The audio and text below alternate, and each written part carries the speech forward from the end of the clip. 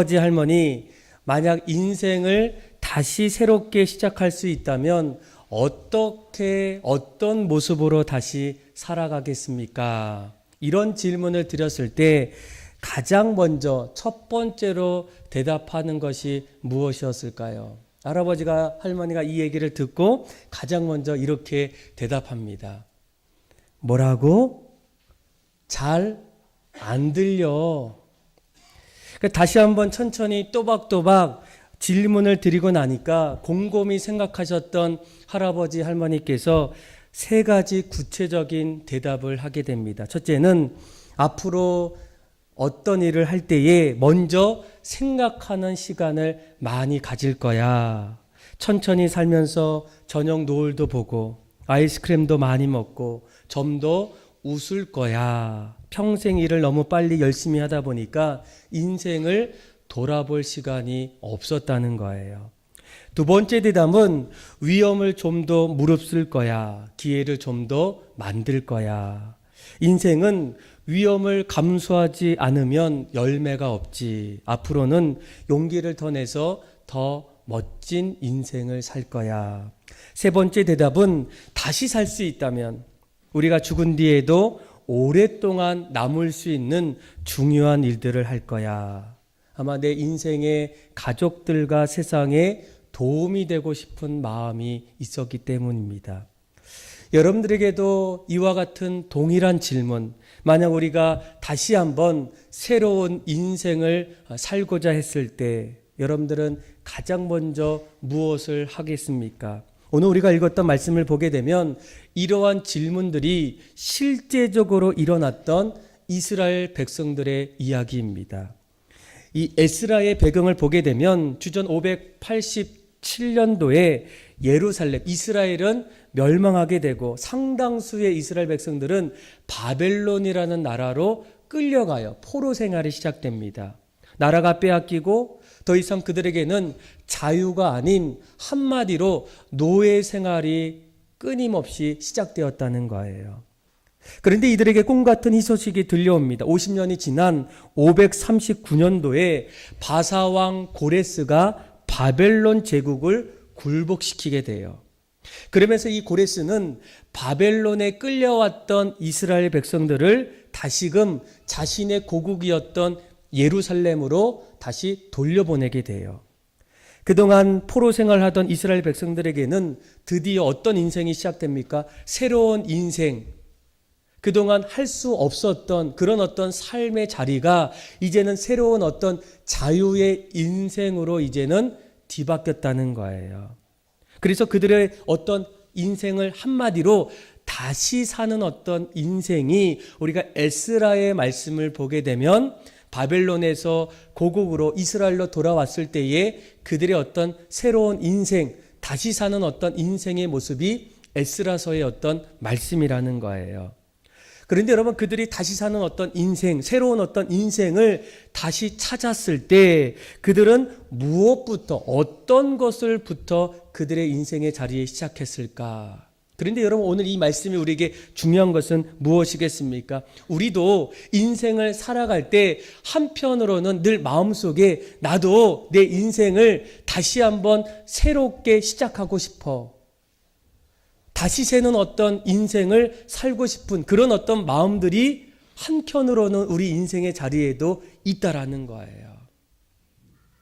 그런데 이스라엘 백성들이 그런 어떤 다시 사는 인생, 또 고국으로 돌아왔을 때 새로운 어떤 인생을 살기 시작했을 때 그들은 과연 무엇부터, 어떤 것부터 그의 인생을 하나하나 시작했을까? 오늘 말씀을 이런 관점에서 보기를 원합니다. 우리 한번 1절의 말씀을 우리 같이 한번 읽어보겠습니다. 같이 한번 읽어볼까요? 시작. 이스라엘 자손이 각자의 성읍에 살았더니 일곱째 달에 이르러 일제히 예루살렘에 모인지라. 아멘.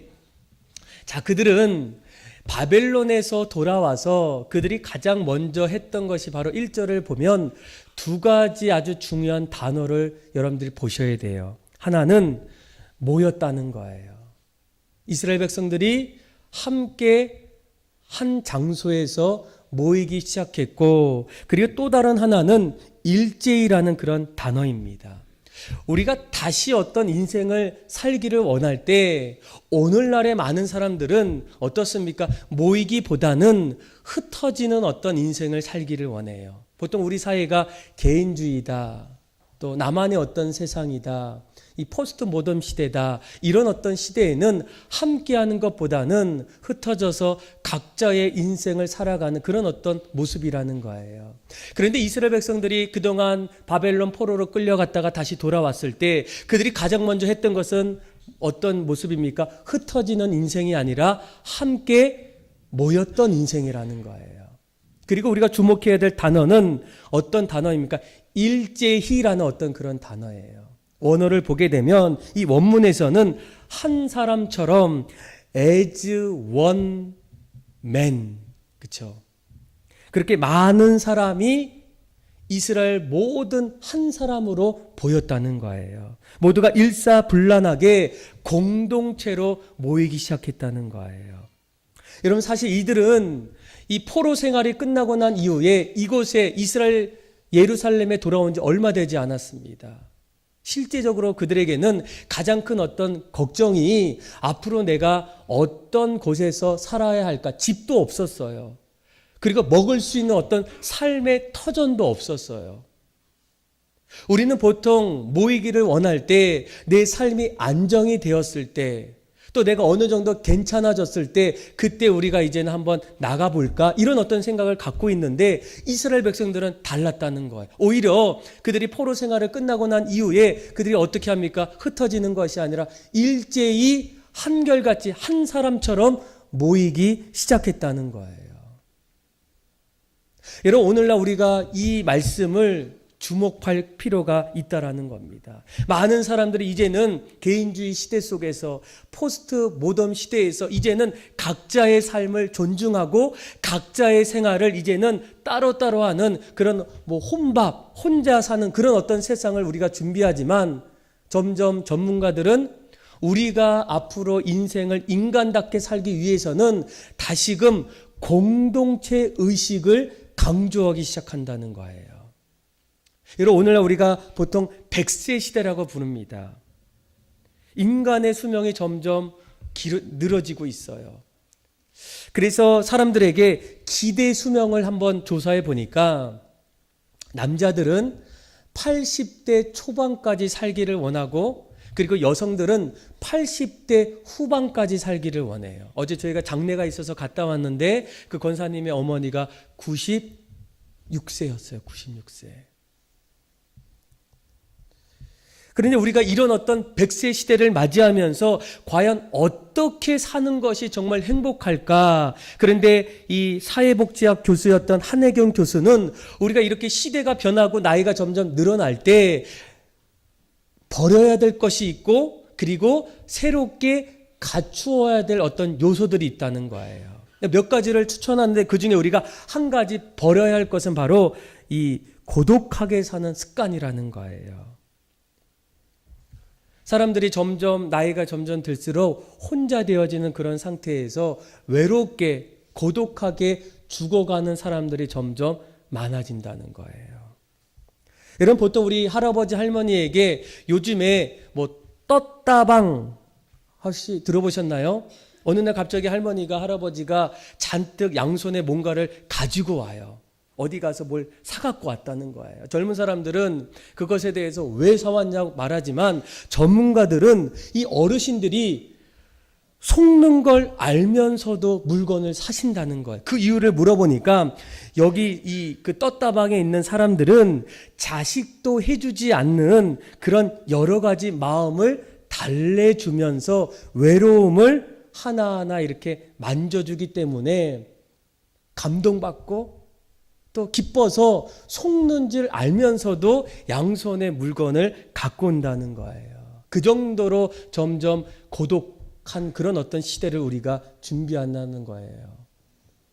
그러면서 이 100세 시대를 갖추었을 때 우리가 갖춰야 될 어떤 여러 가지 요소 가운데 한 4가지 가운데 2가지를 얘기하면, 하나는 사람들과의 진정한 교류를 시작하라는 거예요. 고독사가 많아지기 때문에 사실 우리는 외롭다는 거예요. 그리고 또 한 가지는 이웃에 대한 어떤 관심과 투자를 하라는 거예요. 여러분, 우리가 점점 100세 시대의 이 세계적인 어떤 장수촌에 가보면 한결같이 공통점이 있어요. 그들은 공동체 의식이 높다는 거예요. 음식을 서로 나누고 마음을 서로 나누는 어떤 이 공동체 의식이 점점 나이가 드는 어떤 그 장수촌 안에는 점점 나타나고 있다는 거예요. 그래서 여러분, 인간은 어떤 시대 속에서도 우리가 혼자 스스로 살 수 있다고 말하지만 인간은 함께 할 수밖에 없다는 거예요. 더욱이 신앙이라는 공동체가 그런 모습이 되어야 되지 않겠습니까? 여러분, 이 신앙은 어떻습니까? 예수님께서 이 땅에 오셨을 때에 많은 제자들을 세우게 돼요. 그들을 함께 모입니다. 그리고 예수님께서 부활하시고 승천하실 때에 그때 예수님께서 하셨던 말씀이 너희는 다른 곳에 가지 말고 한 곳에 있으라는 거예요. 그들이 한 곳에 있어서 무엇을 했을까요? 예배하며 기도하기 시작했어요. 일단 예수님의 제자 초대교회 성도들은 어떤 모습을 잘 몰라도 일단은 모이기 시작했다는 거예요. 히브리 기자도 이 부분을 뭐라고 얘기합니까? 모이기를 패하는 어떤 사람들의 습관과 같이 하지 말고 오직 권하여 그날이 가까울수록 더욱더 그리하자는 거예요.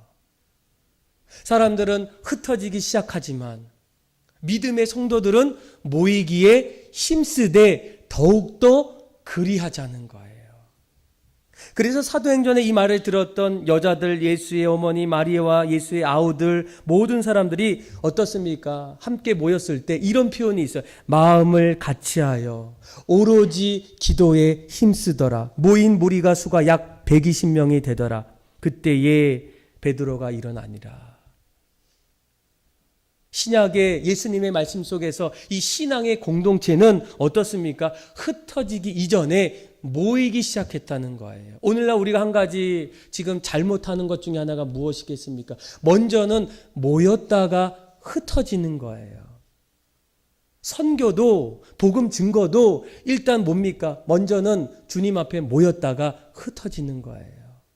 그런데 모이는 것은 점점 사라지고 흩어지는 일을 점점 잘하기 시작해요. 그러다 보면 어떤 일들이 일어납니까? 흩어져서 증인된 삶을 살아야 되는데, 복음을 증거해야 되는데, 예수의 사람으로 살아야 되는데 내 생각대로 내 뜻대로 사는 사람들이 너무나 많다는 거예요.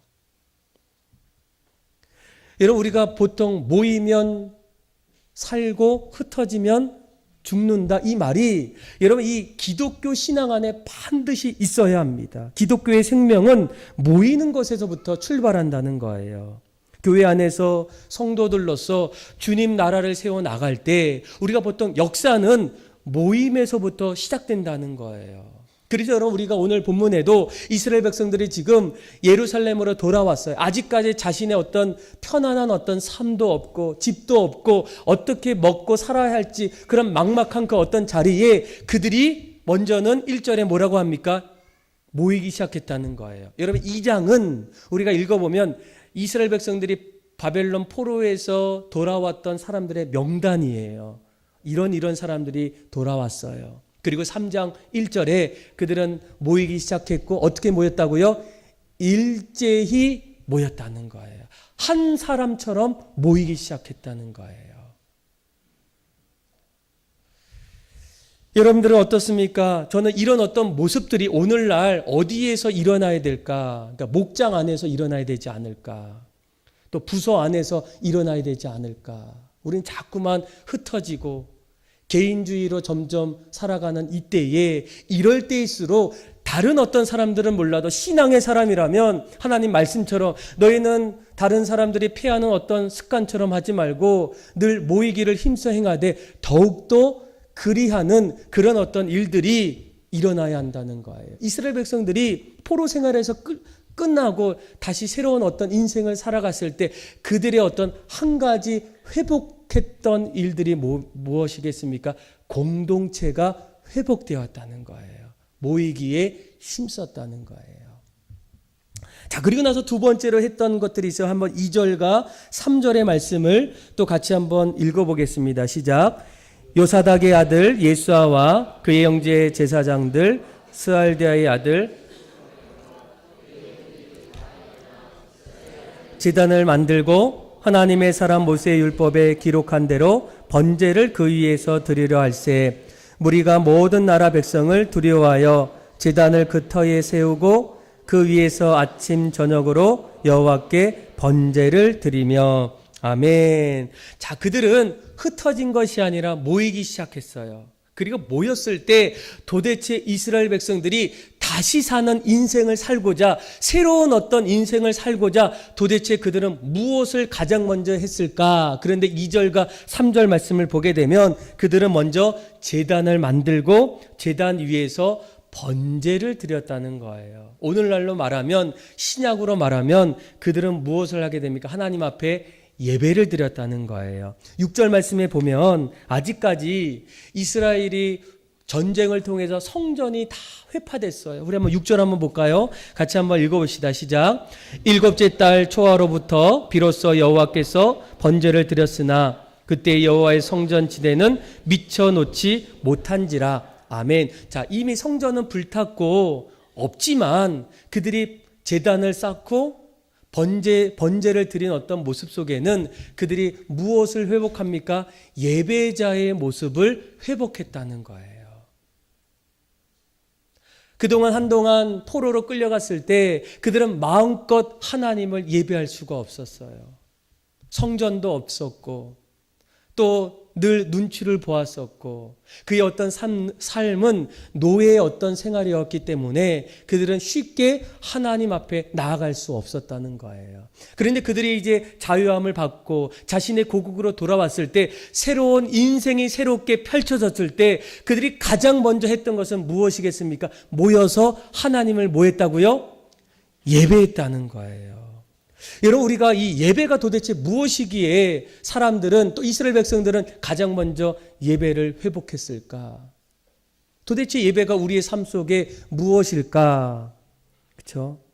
여러분, 우리가 예배를 잘 생각해 보면 예배는 하나님께서 인간을 하나님과 예배하도록 만드셨다는 거예요. 그래서 인간은 한마디로 예배하기 위한 존재입니다. 하나님은 지금도 예배 드리는 사람들을 찾고 계신다는 거예요. 그래서 웨스터민스터 교리문답의 첫 번째, 인간의 최고되는 어떤 목적이 무엇일까? 인간은 왜 이 땅에 존재하는가? 그런데 웨스터민스터의 교리문답의 첫 번째 대답은 분명해요. 하나님을 영화롭게 하고 그분을 영원히 즐거워하는 것이다. 우리가 하나님을 예배하는 것이 하나님이 우리를 만드신 가장 큰 어떤 이유라는 거예요. 그래서 예수님께서도 요한복음 4장에 사마리아 여인과의 대화 속에서 뭐라고 얘기합니까? 나는 예배자를 찾는데 신령과 진정으로 예배하는 그 한 사람을 찾고 계신다는 거예요.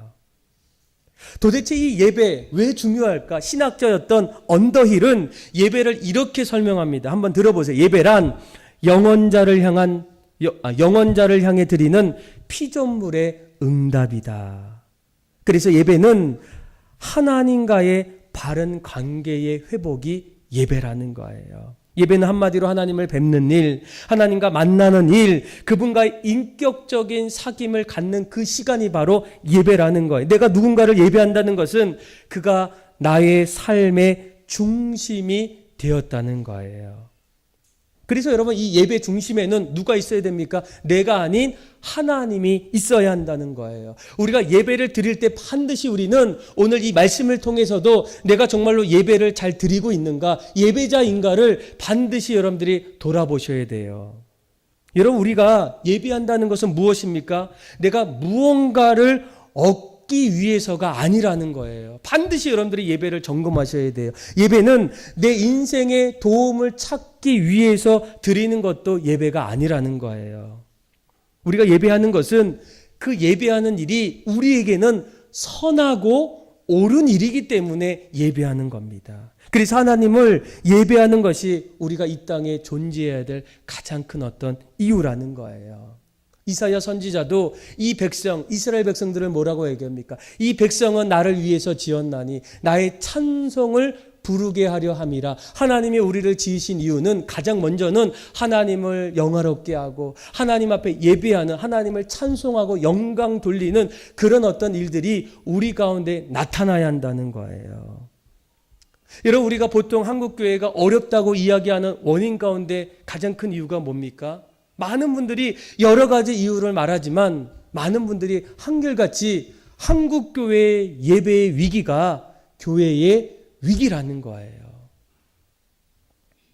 그렇게 말하는 어떤 이유가 지금 예배를 드리고 있는 한국교회 성도들의 어떤 모습들이 점점 예전보다는 달라지고 있다는 거예요.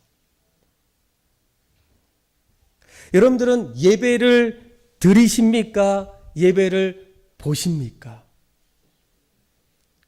이 의미에 따라서 예배를 드리는 태도가 다르다는 거예요. 오늘날 많은 분들이 설교를 들을 때에도 내가 듣고 싶은 설교를 좋아하십니까? 들어야 될 어떤 설교를 들어야 합니까? 또 사람들은 짧은 설교를 좋아하십니까? 긴 설교를 좋아하십니까? 청중들이 즐기는 어떤 예배가 좋은 예배입니까? 아니면 하나님이 기뻐 받으시는 예배가 좋은 예배겠습니까? 그런데 점점 우리가 짧은 설교를 좋아하고 예배를 보러 오고 또한 우리 안에 어떤 예배에 대한 어떤 생각들이 조금씩 달라지고 있다는 거예요. 여러분, 과연 앞으로 이 선교, 세계 선교가 어떻게 되어질까? 어떤 방향으로 누가 이끌어 갈까? 그동안 미국, 그 다음에 한국이죠. 그런데 많은 선교학자들이 앞으로는 한국이 아니라 이 선교의 어떤 촛대가 중국으로 옮겨졌다는 거예요. 물론 지금 중국은 여전히 박해가 있어요. 중국 교회가 지금 무너지고 있고 또 정권에 의해서 자꾸만 쫓겨나고 있고 선교사님들도 쫓겨나고 있어요. 그런데 그런 가운데서도 놀라운 것은 이 중국 교회가 자꾸만 살아나고 있어요. 그러니까 어떤 기업인이 중국에 사업하러 갔다가 주일날 예배드리러 갔어요. 근데 거기서 깜짝 놀랄 모습을 보았다는 거예요. 이제 교회를 갔는데 교회가 이제 큰 교회가 아니라 가정교회예요. 늘 중국의 어떤 그런 모습들이 있기 때문에. 그 가정교회인데 2층에 올라갔어요. 예배 시간이 10시로 알고 있었는데 좀 일찍 갔는데 벌써 9시부터 사람들이 들어왔다는 거예요. 그리고 그 가정집에 사람들이 가득 넘쳐 있다는 거예요. 그리고 9시부터 보니까 찬송하기 시작해요. 그리고 10시에 예배인데 이제 10시부터는 찬송 속에서 말씀을 듣는데 말씀이 안 끝나는 거예요. 설교가 1시간 반이 지났는데도 끝날 줄을 모르는 거예요. 말씀을 듣고 그 말씀 속에서 어떤 생활 속의 어떤 의미들을 하나하나 이렇게 선포하게 돼요. 그래서 이분이 너무 시간이 없어서, 그렇죠? 1시간 정도 끝날 줄 알았는데 2시간 반이 지나도 안 끝나는 거예요. 그래서 중간에 좀 미안하지만 나왔는데 놀라운 것은 계단은 물론 예배당 밖 마당까지도 그 예배드리러 온 사람들이 가득했다는 거예요. 그리고 그들의 이야기를 들어보니까 이들은 이 예배를 드리기 위해서 3시간, 4시간, 5시간 되는 그런 거리를 마다하고 이곳까지 왔다는 거예요. 그러니까 저는 그 모습을 보면서 우리나라가 1907년도에 평양 대부흥운동이 일어나는 그때에 하나님이 뜨겁게 한국교회를 역사하는 그때에 일어났던 그런 어떤 모습과 너무나 비슷하다는 거예요. 그때는 우리에게도 아무것도 없었어요. 제자훈련, 영적 프로그램, 이건 아무것도, 오직 예배 하나만인데 어떻습니까? 많은 사람들이 곳곳에서 예배자로 찾아오고 온종일 주일을 예배 가운데 보내도 힘들지 않았어요. 늘 마음이 기뻤어요. 육체는 새벽부터 저녁까지 힘들었지만 마음은 하나님이 주시는 충만한 은혜를 통해서 어떻습니까? 온종일 주일을 하나님을 위해서 드렸던 그런 어떤 일들이 지금 중국의 교회 안에서 점점 일어나고 있다는 거예요. 저는 그 이야기를 들으면서 이 모습이 정말 예배자의 모습이구나. 우리가 예배를 보러 온 것이 아니라 예배를 드리러 왔구나. 우리는 정말 들어야 할 어떤 말씀을 들어야지 내가 좋아하는 어떤 그런 기호 맞는 설교가 아니라 내가 그 말씀을 듣고 실천하고 훈련받고 성장할 수 있는 그런 어떤 말씀을 들어야 되지 않겠나. 여러분들은 어떻습니까? 하나님 앞에 오늘 이 시간 올 때 하나님께 온전히 예배 드리러 오셨습니까? 아니면 예배를 보러 오셨습니까? 오늘 이 이스라엘 백성들이 가장 어려운 그때, 집도 없고 살 터전도 없는 그때에 모이기 시작하고 일제히 모여서 그들은 하나하나 제단을 만들면서 뭐 하기 시작합니까? 하나님 앞에 예배하기 시작했다는 거예요.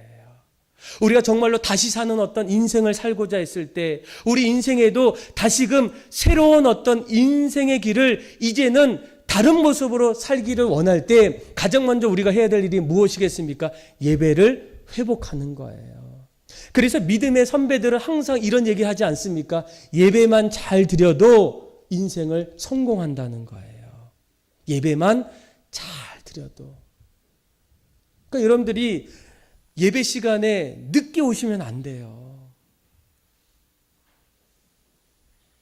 또 전날 이 예배를 준비하셔야 돼요. 왜일까요?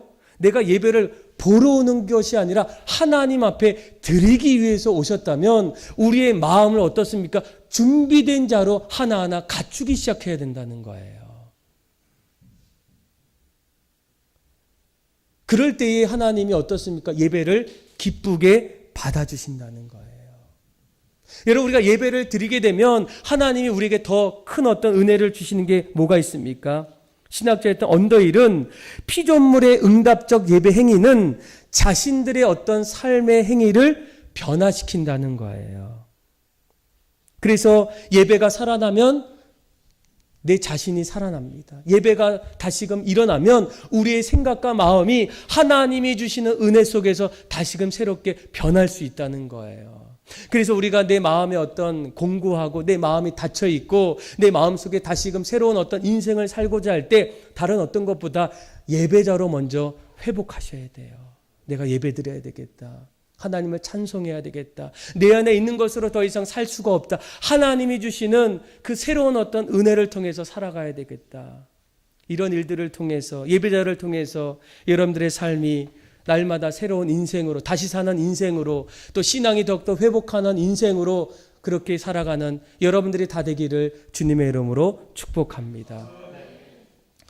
여러분, 우리가 정말로 다시 사는 새로운 어떤 인생을 살고자 했을 때 이스라엘 백성들이 실제적으로 포로 생활을 끝내고 난 이후에 다시 사는 어떤 삶이 시작됐어요. 그런데 그들이 했던 것은 무엇입니까? 가장 먼저 모이기 시작했어요.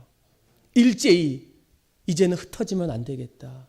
신앙인들은 주 예수 그리스도의 이름으로 모이기 시작했어요. 그리고 모여서 뭐 했을까요? 하나님을 예배하기 시작했어요. 그리고 마지막 세 번째, 오늘 말씀을 잘 보시면 자, 우리 한번 4절의 말씀, 5절의 말씀 또 같이 한번 읽어보겠습니다. 같이 한번 읽어볼까요? 시작. 기록된 규례대로 그 외에는 항상 드리는 번제와 초하루와 여호와의 모든 거룩한 절기의 번제와 사람이 여호와께 기쁘게 드리는 예물을 드리리되 아멘. 자, 4절 말씀에 보면 자, 이스라엘 백성들이 지금 뭐를 하고 있습니까? 절기 중에 하나를 지키고 있어요. 초막절이에요. 이런 이스라엘 백성들은 구약 시대에 보게 되면 그동안 7월이 됐을 때 좀 여러 가지 해야 될 일이 많아요. 7월 1일은 나팔절로 지켰어요. 우리가 보통 불임절 이렇게 얘기해요. 그리고 7월 10일 날은 대속죄일, 1년에 한 번 있는 그런 절기예요. 그리고 오늘 우리가 읽었던 말씀에는 7월 15일부터 일주일 동안 이스라엘은 3대 절기 가운데 하나인 초막절을 지키고 있어요. 다 벌써 지난 일인데, 그리고 지금은 누구라도 하라고 얘기한 사람이 아무도 없는데 그들이 포로로 끌려가고 난 이후에 다시 자신의 고국으로 돌아왔을 때 가장 먼저 예배하면서 했던 어떤 모습이 뭡니까? 초막절이에요. 초막절. 이런 초막절은 뭡니까? 이스라엘 백성들이 애굽을 떠나서 광야라는 40년의 시간 동안 있었을 때 하나님이 이 초막절이라는 것을 지키게 해요. 그런데 이 초막절의 한 가지 가장 중요한 정신은 바로 감사의 정신이라는 거예요. 그동안 이 초막절을 통해서 애굽에서 400년 동안 종살이하던 이스라엘 백성들이 어떻게 가나안 땅으로 들어갈 수 있게 만들어셨을까? 그리고 이 광야 기간 동안 수많은 어떤 여러 가지 일들 속에서 늘 하나님이 광야에서도 보호해 주시고 이스라엘 백성들을 애굽에서 구원해 주시고 또 곳곳에서 이 가정 한 사람을 또 돌봐주시고 또 앞으로 우리에게 가나안 땅이라는 곳을 가게 하시는 은혜를 베풀어 주시는 그 하나님을 생각할 때마다 우리의 입술에는 뭐가 나옵니까? 감사라는 게 나온다는 거예요. 그래서 이 초막절의 한 가지 가장 중요한 정신은 감사예요. 감사. 여러분, 우리가 보통 오늘날에도 사람들이 감사하세요, 감사하면 삽니다, 이렇게 말하지 않습니까? 그러니까 성경의 어떤 말씀을 넘어서 세상 사람들도 감사하는 인생을 살라고 얘기하는 거예요. 그래서 이 부분에 대해서 학문적으로 미국 노스캐롤리아 대학원에서 교육학 박사를 이렇게 수료했던 이 정상교 목사님이 학문적으로 그동안 인간의 어떤 삶의 자리에서 감사했을 때 어떤 인간의 삶이 나타날까를 한번 가지고 이제 연구했어요. 근데 몇 가지, 한 10가지를 얘기해요. 제가 몇 가지만 얘기해 줄게요. 이 감사하는 사람에게는 이런 일들이 일어난대요. 현재를 돌아보게 하며 평정심을 갖게 한다. 감사하면 과거를 인정하고 받아들이게 된다. 감사하면 앞날에 대한 비전을 제시하고 목적의식을 만들어 긍정적인 계획을 유도한다. 감사하면 주의력을 향상시키고 지적 능력을 높여준다. 감사하면 자신이 갖고 있는 것에 만족함을 갖는다. 감사하면 자신이 없는 것을 성취하도록 동기부여한다. 숨어있던 잠재력을 깨우고 한계를 넘어있는 능력을 키워준다. 자신의 삶에 대해 자신감을 갖게 한다. 주변 사람들을 소중히 생각할 수 있는 기회를 주어 인간관계를 좋게 해준다. 그러니까 감사했던 사람들의 인생을 하나하나 연구해 보니까 이런 어떤 삶의 유익들이 있다는 거예요. 여러분, 탈무드에서도 뭐라고 얘기합니까? 지혜로운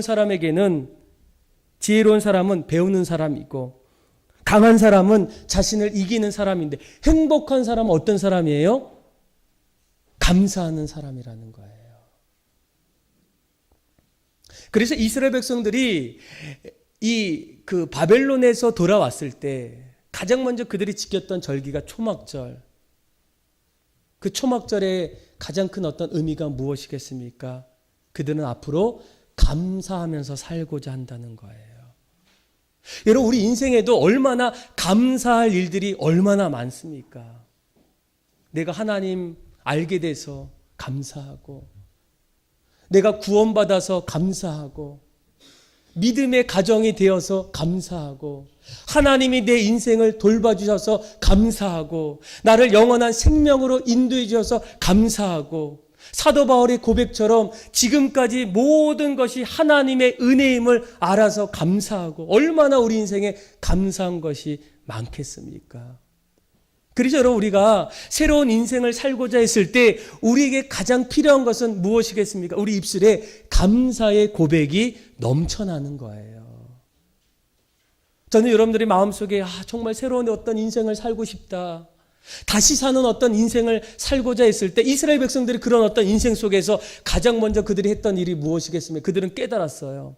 우리가 그 이전에 감사하지 못했구나, 늘 불평했구나, 하나님을 인정하지 않았구나, 하나님을 떠났구나, 늘 감사가 떠나는 어떤 인생으로 살아갔다는 거예요. 그런데 다시 사는 어떤 인생이 그들에게 주어졌을 때 그들이 가장 먼저 했던 것은 무엇입니까? 이제는 혼자가 아니에요. 함께 모이기 시작해요. 그리고 하나님을 예배해요. 예배가 회복이 돼요. 그리고 그 안에서 감사하는 그들의 어떤 삶이 그들의 삶 속에 나타나기 시작해요. 저는 여러분들이 앞으로 남아있는 어떤 인생이 날마다 새로워지기를 간절히 원할 때, 정말 무엇보다도 후회하지 않는 어떤 인생으로 살기를 원할 때, 날마다 그 안에 어떤 새로운 어떤 일들이 하나님의 은혜 속에 일어나길 원할 때, 오늘 주셨던 이 말씀을 꼭 기억하길 원해. 하나님, 이제는 흩어지는 어떤 인생이 아니라 신앙인이라면 모이기를 피하는 다른 어떤 사람들의 습관처럼 하지 아니하고 이제는 늘 모이는 어떤 인생 속에서 가장 먼저 예배자가 되길 원해서 하나님을 예배하고 하나님이 주시는 그 은혜 속에서 늘 감사하는 인생으로 살아갈 때 여러분들의 인생이 날마다 새로운 인생으로 다시 사는 인생으로 회복하는 인생으로 그런 인생으로 살아가는 여러분들이 다 되기를 주님의 이름으로 축복합니다.